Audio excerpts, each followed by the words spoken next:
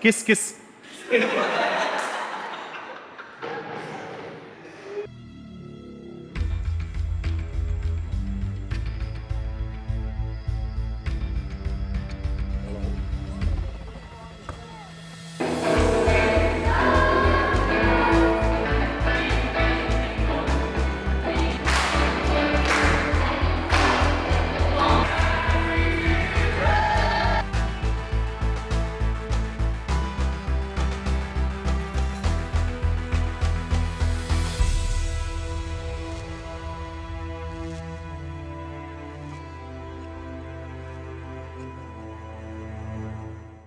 So we just had a wonderful lunch, after which we had a session on, as usual, trauma. So we had trauma theater this time, where we enacted the trauma that was faced by the opposite sex, meaning the girls enacted the trauma that they thought that the boys would have faced while they were in SV, and the boys enacted a drama where what they perceived that the girls would have faced when they were in SV.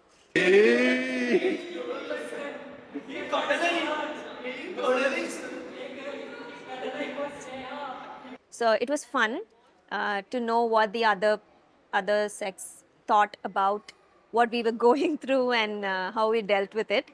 It was a fun time.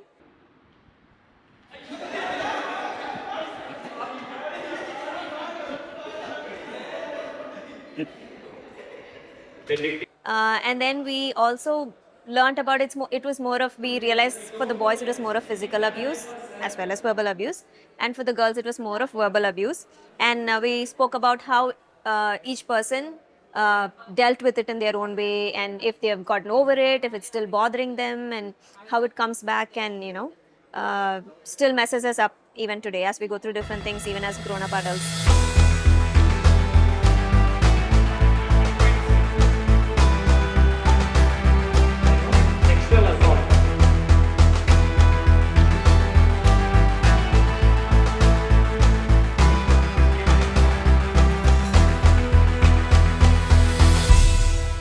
And after which we had a talk by Paul Raj, where he taught us how to deal with those negative traumatic incidents that we cannot get over.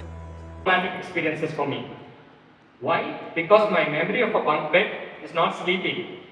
My memory of a bunk bed is the teacher coming in, thrashing me early in the morning at 5 o'clock to get up.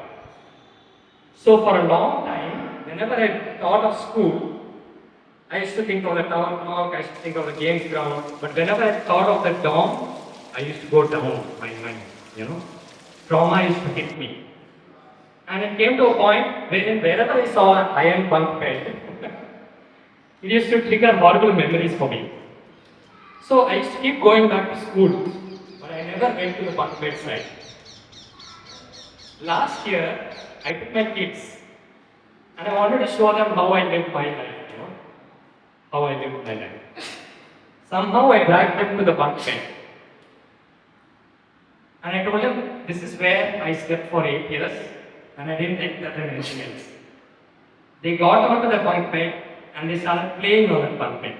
And they were so jolly, they were enjoying, they were jumping and playing. Something happened in me. My whole childhood trauma of that bunk bed now got rewritten. I don't see that as a traumatic experience. I see that as something when my children enjoyed that place. So this traumatic experience got rewritten, right? So the objective here is sometimes to revisit. If I wouldn't have revisited that spot, maybe I'll take it to my grave. Every time I see a bunk bed, it's a traumatic event. Now I have a bunk bed at home, my own bunk bed, and the kids are still playing on that. So it's turned into a positive memory. So objective here is not to keep that repressed childhood trauma repressed for so long that it can affect your adulthood, your next generation, and the generation thereafter. Right? Revisit, it will disturb you, it will make you traumatic, but revisit and try to bring some positive experience out of it so that it becomes positive. That's one way how I dealt with my childhood trauma. Please find yours. Okay? Thank you.